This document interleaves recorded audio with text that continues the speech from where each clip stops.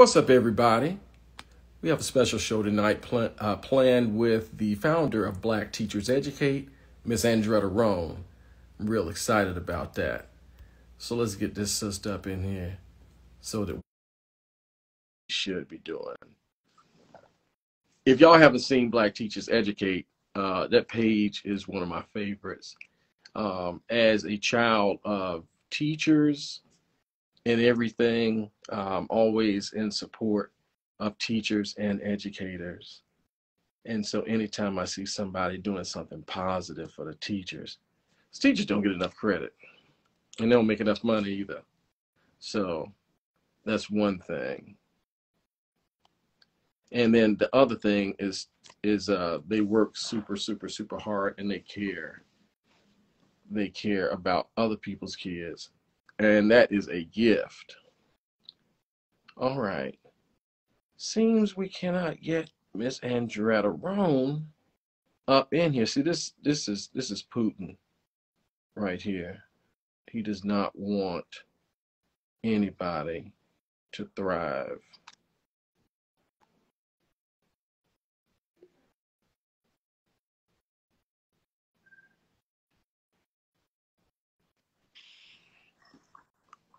Won't he do it? Yay! Man, you know, Andretta, for a second, I thought that Putin had like put some cyber stuff on. Now Putin. Because you know Putin crazy. You know what I'm saying? How you doing? I'm wonderful. How are you? Let me scoot back a little so I want so close. How are you doing? I'm doing well. Can I tell you something? Sure. I'm so excited to talk to you because I love your page. Your page be going off.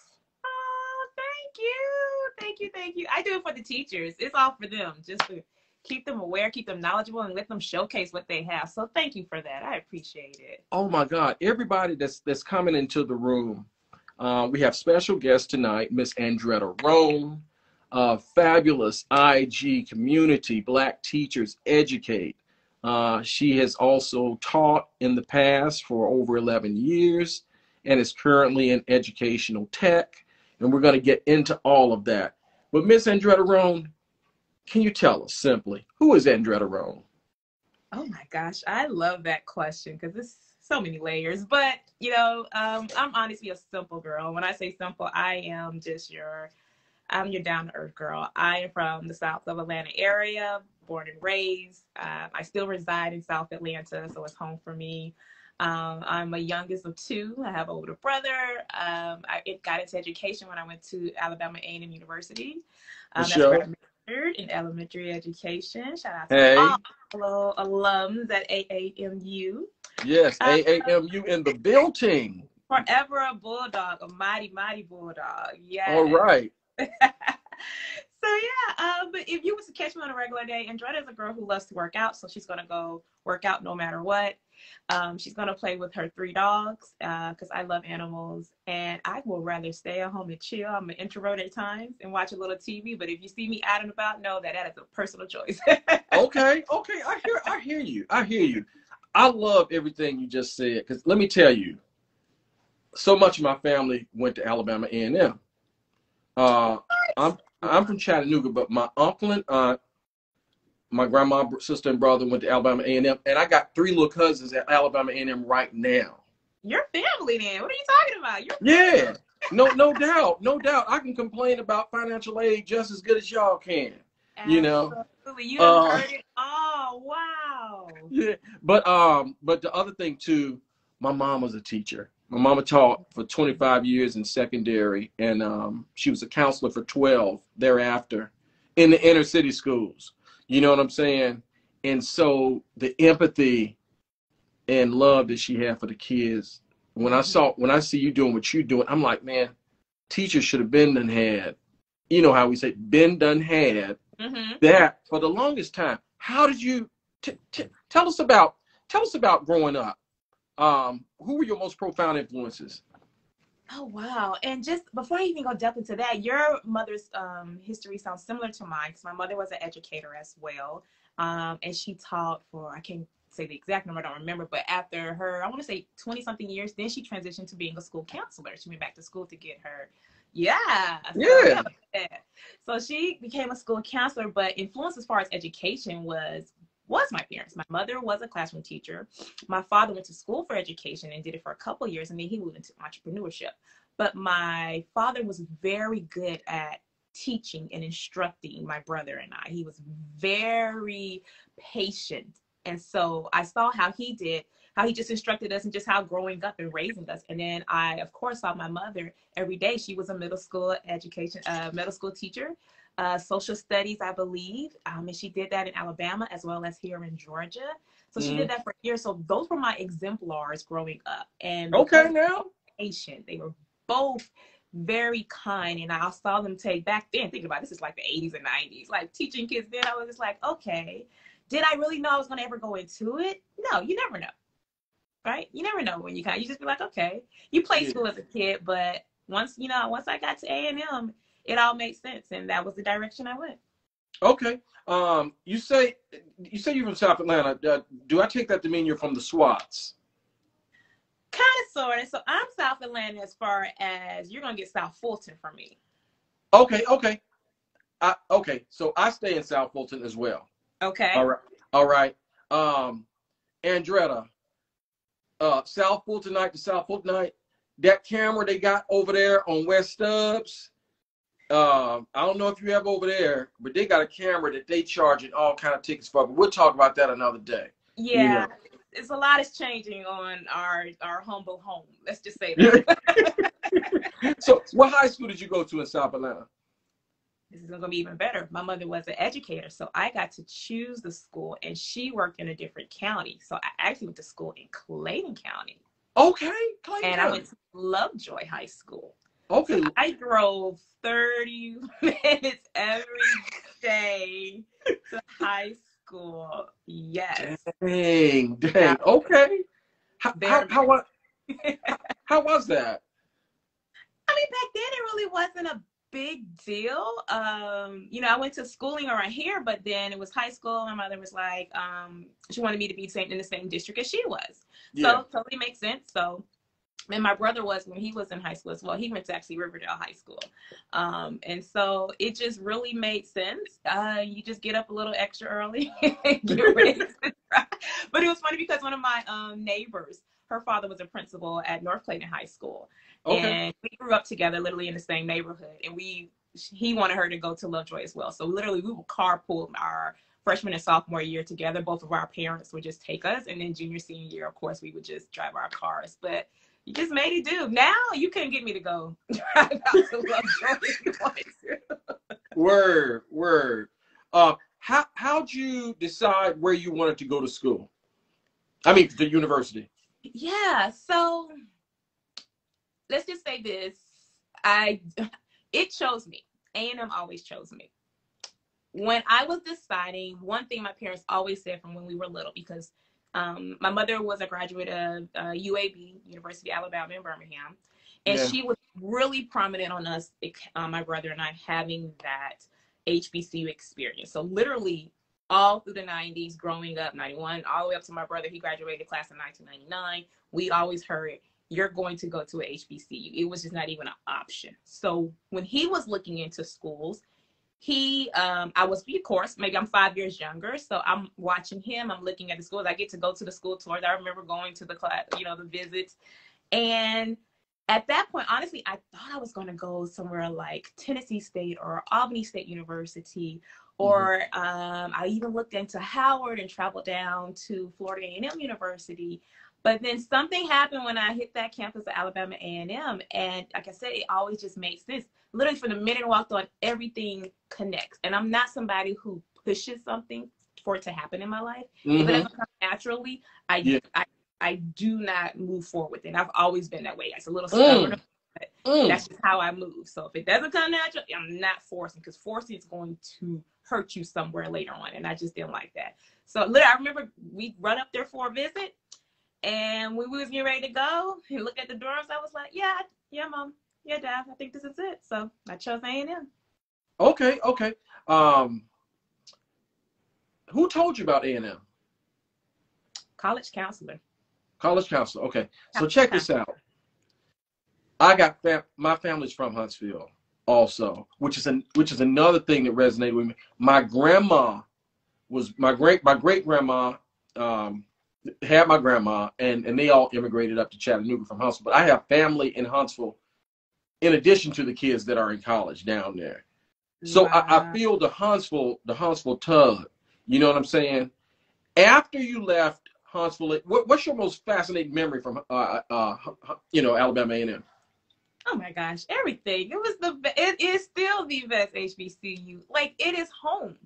It is the true definition of home. If I'm not home here in Georgia, that is my second home. You Okay, go there, you meet just so many people from all around the world. And I always just love how, I honestly, my best friends that were from Huntsville, that's who I connected with the most, and that I'm still dear friends with to this day, and who are right here still doing today, amazing things still to this day. So right to just this really day. those friendships, those bonds, those dorm room memories, those when you got a chance to live off campus, like all of the just great entities that goes into being at A&M, you can't beat it. And it's a small town, but it's such big hearts in it. Such big hearts. Okay, now, who was your favorite professor at A&M and why? Miss Battle, Dr. Battle to say.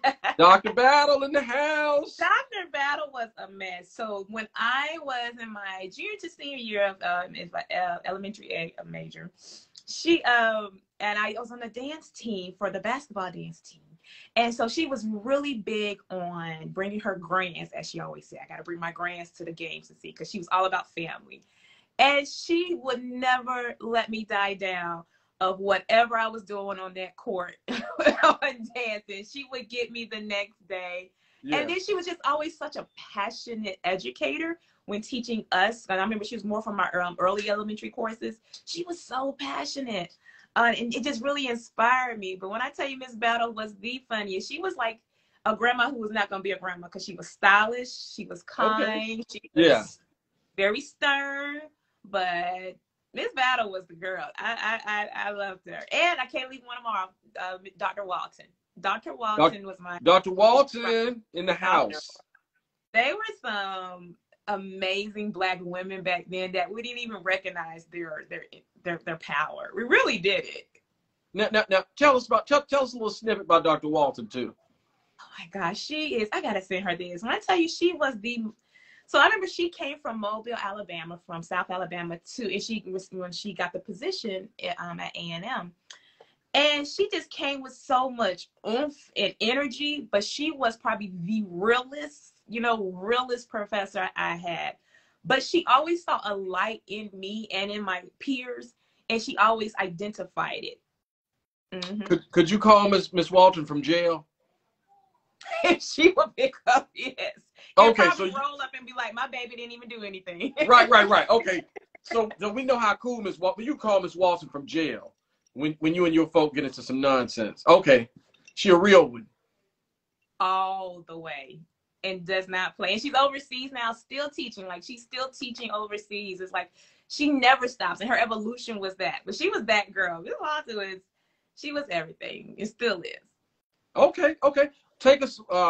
Where did you go after A&M? So when I graduated, I literally went straight into teaching. I actually stayed and taught in Decatur, Alabama. Mm-hmm. I did. You're not gonna believe this. I got family from Decatur, Alabama. Real talk. Real talk. My cousin that's in my house right now, her mama's from Decatur, Alabama. Really? 12 siblings, and half of their kids live in Atlanta. Really? Yeah, no doubt. That's crazy. Oh my gosh, yes. So that was the first. That was my first position. That's where I interviewed first, and that's where I started. So that was my. But I only did 1 year there. It was very culture shock for me. And I really wasn't prepared for that culture shock. I'm just coming out of school. I just want to teach. I'm excited to teach. And I was able to teach, but culturally it was a super shock. Just because I come from, middle class working family, and I was servicing students and families that I had never heard the term owed money before. Mm. until I went to Decatur, Alabama. And so culture shock for me is at best to say. But it was a great learning experience. So yeah. Okay. So you stayed there for a year. At what point did you came back to Atlanta right after that? And where were you teaching? Then I came back to Atlanta and decided I'd try it again, and I went to charter schools. So Okay. I How was decided that? it was really great. It was super great. It was, whew, like I said, it was probably 7, 8 years ago when I started that out. So when charters were really just starting to take over, or not say take over, but be known more, the charter style. So I went to a true charter school. Shout out to anybody who worked at Kendesi. So it was in the heart. It was in the heart of Atlanta. But when I walked in, the teachers, it was a small school. It was 2 teachers in a classroom. One taught math, one taught ELA and social studies on the other side. So it was a split room concept. So it was totally different. So I didn't have 20, 15, 17, kids at a time. I only had, I believe the model was 6 to 8. So I did that for, I'm gonna say 4 to 5 years, and then I switched back and went to public. Okay. What were the differences that you noticed immediately, if any, with that switch? Students wise, as far as demographics, because even though the distance between one school and the other, as far as charter to the public, they were probably less than 15 miles away from each other, so communities are close. But as far as student access, that was another severely a culture shock, because I was used to providing for students and giving them something, teaching them, and they really understanding and appreciating it. And when I went to public, it was totally different as far as the students understanding the appreciation of something as simple as a pencil. Because what I learned is that they were so used to you're going to always get a free book bag. You're going to always get free markers. You're going to always get free this. So why am I going to take care of something if I know I'm going to get something else right behind it? So that was a shock for me, because I'm such a giver when I'm helping my students, but I didn't have to do much with my charter school students. Their parents were lottery to get into it. So that means you got to put a little bit more effort and work to getting their child into school. So you're going to take really cautious and make sure that they're fully prepared. When I went to that public school, not all public schools, but I went to that public school, it was super challenging for me to just kind of really understand that concept and teaching them, like, you got to take care of the things that you have, because it's not always going to mean you're going to get something else. So that was a different culture shock in that aspect. Okay. So how long were you at public schools, teaching? Then that was collectively 5 years. 5 years. Okay. So, but eventually you made a transition to a different, you pivoted within the educational space. What are you doing now? I did. Now I work in the ed tech field. So basically ed tech has so many compartments in it. So I'm in your talent division, and I am a talent specialist within the ed tech company. And people are like, what is ed tech? So think of your class dojo, think of your any program that you're using, map testing, anything with that we use in schools. Yeah. Seesaw, Power School. Those are all considered ed tech. IXL. All of it. Class. Okay. Class dojo, Remind, IXL. Yes. Every single thing that you have to log in, and then get your students to log in, and then all their names populate on the screen. Those are considered ed company. So I work for ed tech company, and I am in their talent division. And so what I get the honor to do is basically hire people by looking for talent and recruiting them for the company based on what the company needs are for. How were you able to transition into that field, out of curiosity?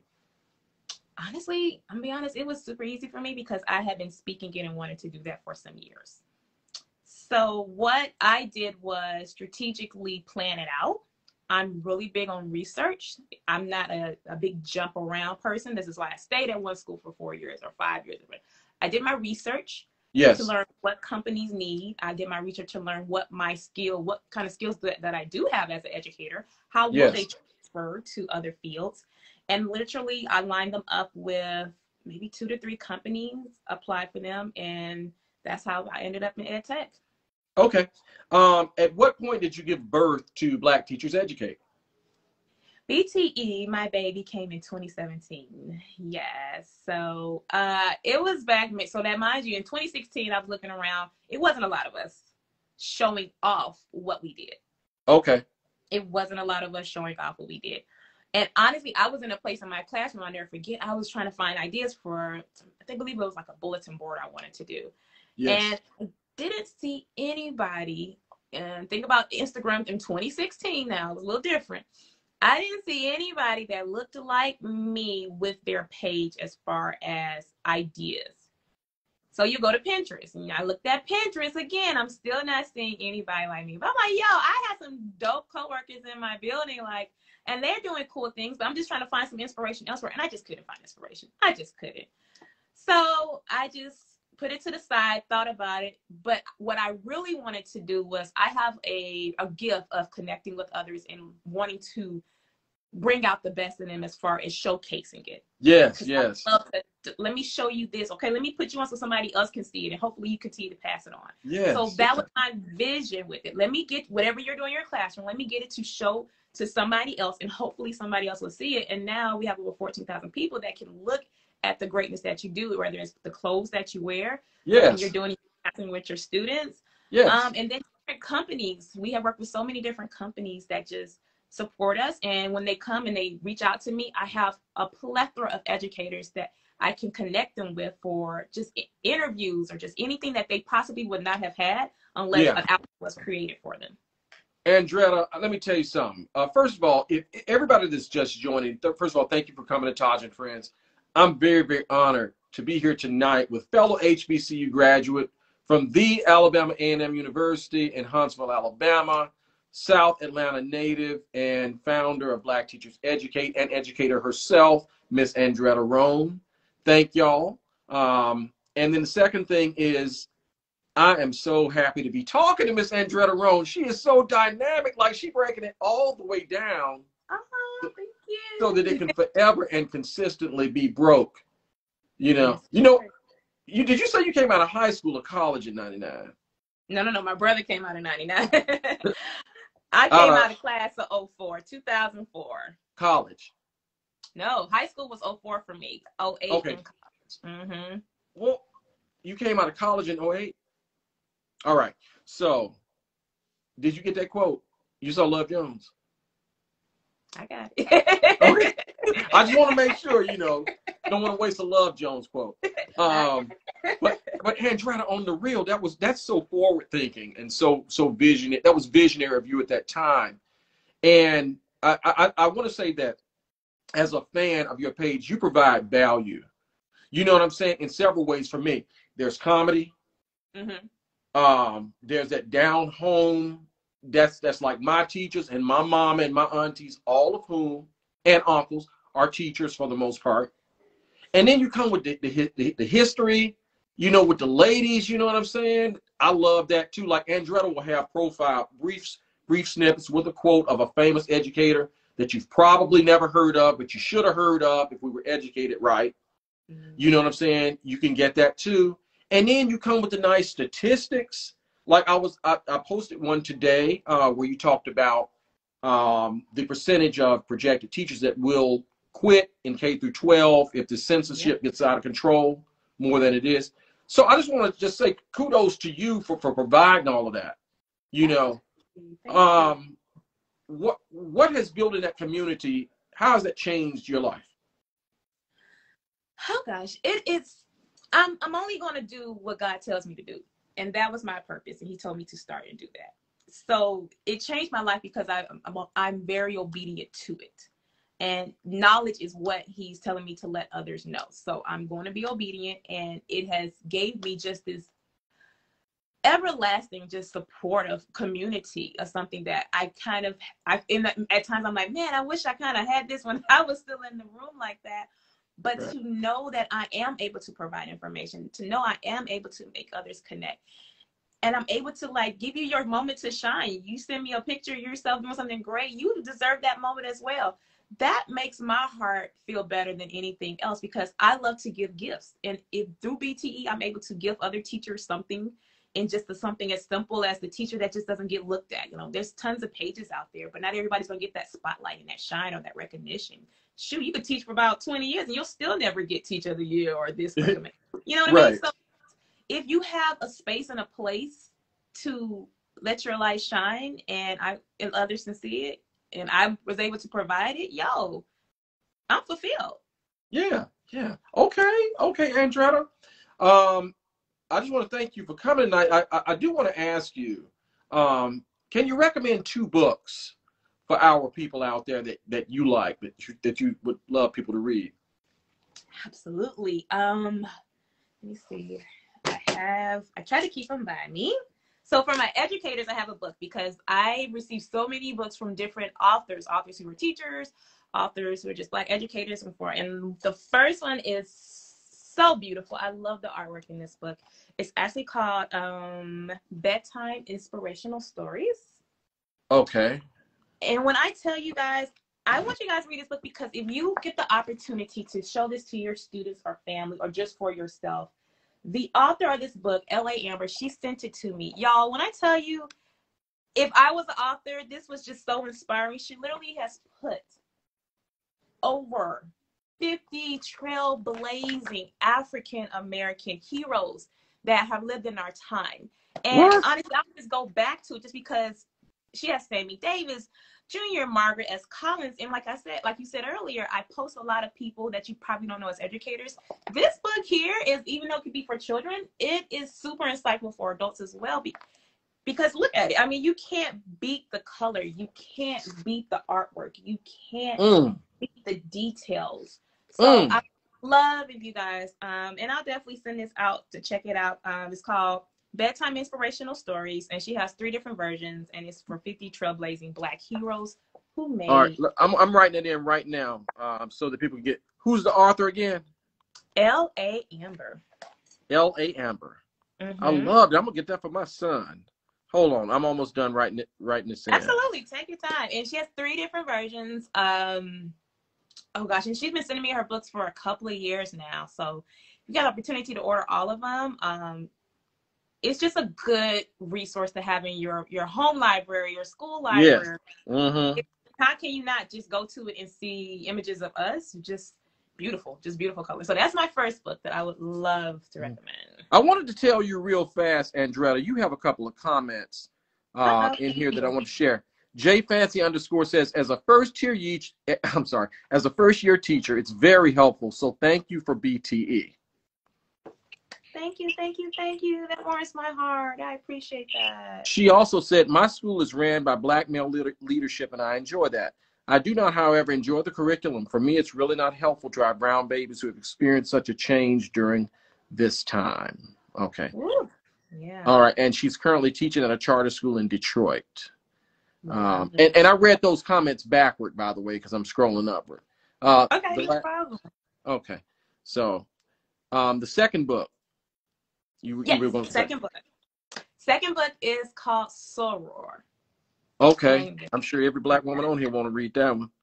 But this book here, Soror, just came out. It was written by Tony Rhone III. And it is, if you are like really good and you like a good storyline with some, not drama, but some got you thinking a little bit like, oh, hold up. Now, wait now.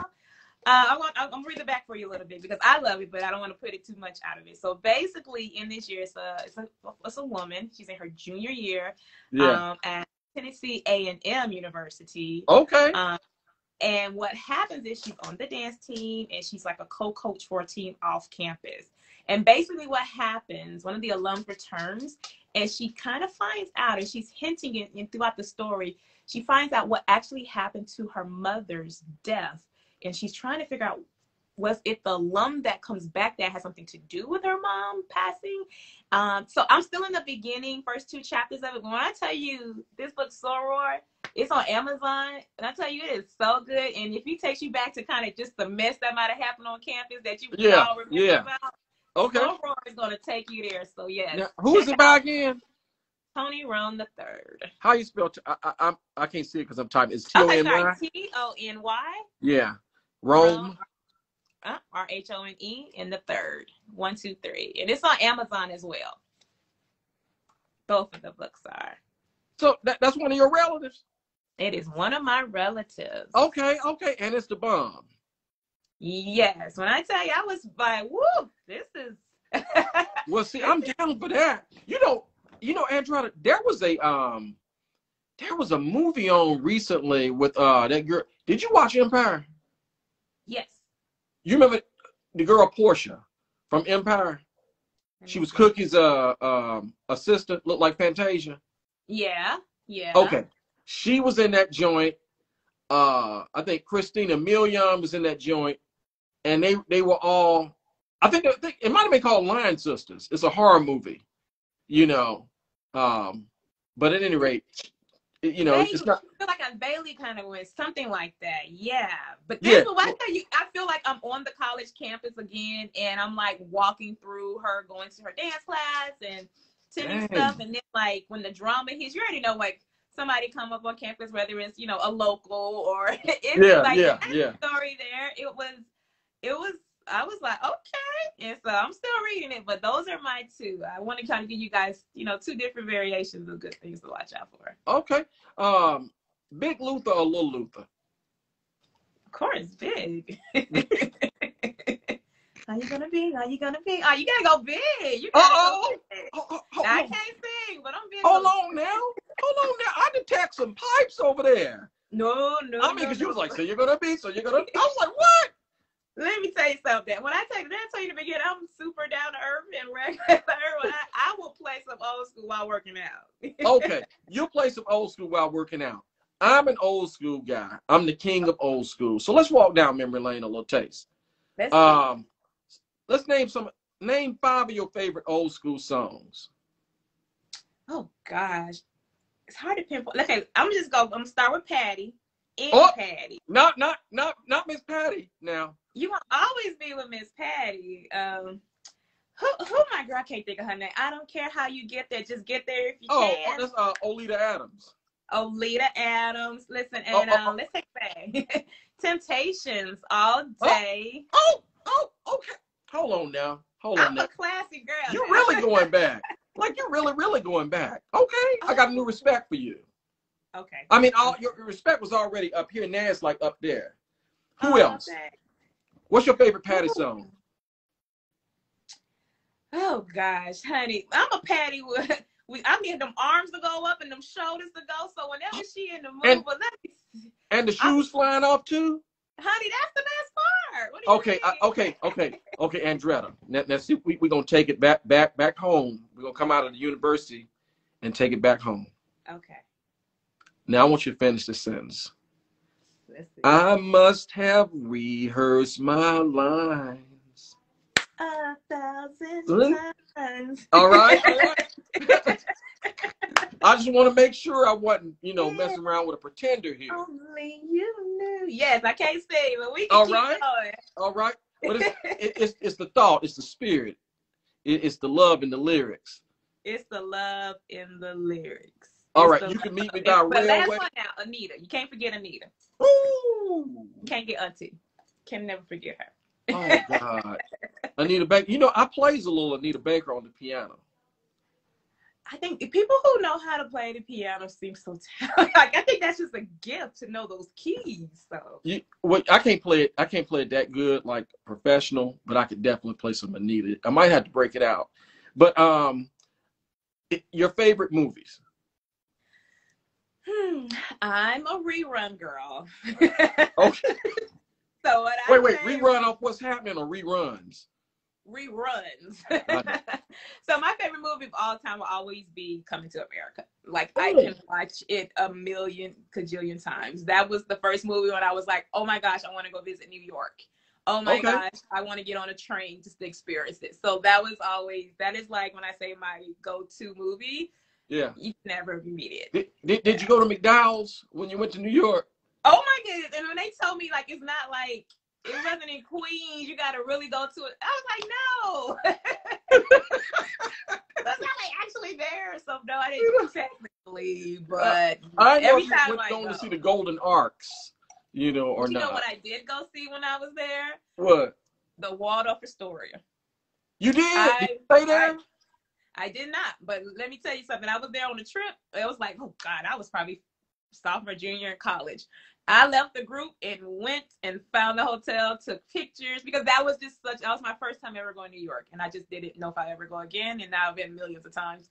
But I had to go get a picture of that because it was from my favorite movie. That's so dope. Did you like the sequel? I did.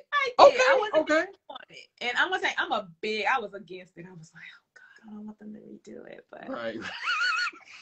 But it was funny. I laughed when I tell you the characters committed. Wesley Snipes committed to his role, so Yeah. they didn't let me down. So yeah, it was great. Speaking of Wesley Snipes, did you see him in that new series he did with Kevin Hart? Did I? Oh, that wasn't it? Did you like it? I did. It was great, right? Amazing. When I People tell weren't you, even talking about it, Andretta. You know, Andretta, this is what I meant to tell you before we even started the interview. I was like, you know what? I'm gonna call her Andretta Rhone. Cause see, up there in Chattanooga, where I'm from, that's how you were like, who's that on the phone? Andretta Rhone. Do people call you Andretta Rhone, or they just say Dretta? Oh my God, you already know. So family all calls me Dretta. Yeah.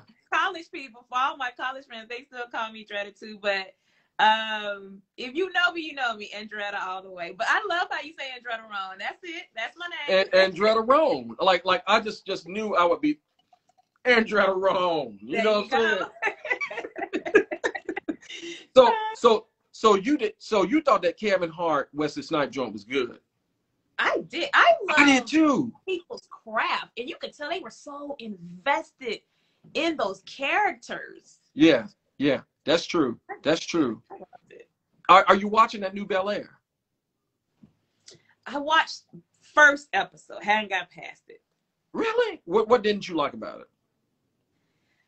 Again, I'm such a traditional. I like the way they're changing Hillary and Ashley and some of the things with Uncle Phil was just like, I don't know.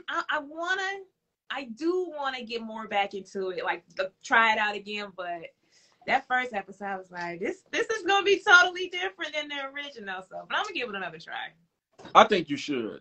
I mean, because I, as a fan of the show, I would also say that I was having some of the same reservations in the first episode, right? But I stuck with it, and I think it has. I think that you'll be pleased that, because yeah. So just let me know what you think on that. Okay. And then the final thing I want to ask is, do you have something that you want to say to any young teachers that may be out there, or conversely, some people that may be wanting to pivot to a new experience like you did, and perhaps have trepidation, or somebody that just needs encouragement in the teaching field? What would you say? Oh, I love that. That's how we're ending. And like a side note, because I have transitioned and I did it well, and I was very truthful in my transition. I had so many educators reached out to me, more so on LinkedIn. I'm not gonna say more so. It was over 300 people teachers reached out just to get assistance and guidance of idea of how to really support their next steps. And for those who are wanting to transition, I want to tell you that it is okay. You don't feel down on yourself. It is okay to change. It is okay to try something new. It is okay if you made the decision, or you are thinking about, or you're pondering what's next for your career. It's okay. And I don't want you to allow anyone or any outsiders kind of tear you away from your decision if that's your decision. We know your heart as an educator. You will always be an educator no matter where you are, what you do in this world. Mm-hmm. So if that is your choice to do so, do it. You deserve happiness if you are unhappy in that space and place. Your work, the work that you've done with your babies, will never be disregarded. And for those who are just entering, it is an amazing field. It is an amazing career, and you get to work aside some amazing people. Be patient with yourself. Be gentle. You're learning. Every day is going to be something new. Don't get down on yourself, and celebrate your wins. Celebrate your wins with yourself and celebrate your wins with your students, because at the end of the day, they need you and you need yourself to be your best. So don't discredit all that you're doing. It's going to get easier. It's going to get better. And guys, guess what? It's almost May. It's almost June. You're almost there. Keep going. Keep going. And I say that because spring break is around the corner for some, and some haven't had it, but it is hard, guys. I know many people are not going back. I get the emails. I read them. I respond. I get it. But you're in a career to change lives. And if you've been placed there, fulfill that mission until that mission is up. And there you have it from Miss Andretta Rhone. Andretta Rhone, I'm going to tell you, you have been one of my best guests ever. I'm so happy that you came up in here. You know, we black folk, we got to throw in a few extra prepositions and conjunctions and those things. We have to stack those. You know, so I'm glad you came up off over in here with us tonight. Everybody, thank y'all for showing up. If you're not following Andretta, follow her at blackteachers_educate, where you can find her. I will be reposting the books that she recommended, and just support teachers wherever you are. And if you're a teacher, thank you. Keep going. It put food on my table and kept me on the right path, being a child of teachers and from a family of educators. Thank you, Andretta, and you have a wonderful night. Thank you, guys. Have a good one. Talk to everybody soon. All right. Bye, y'all. Bye.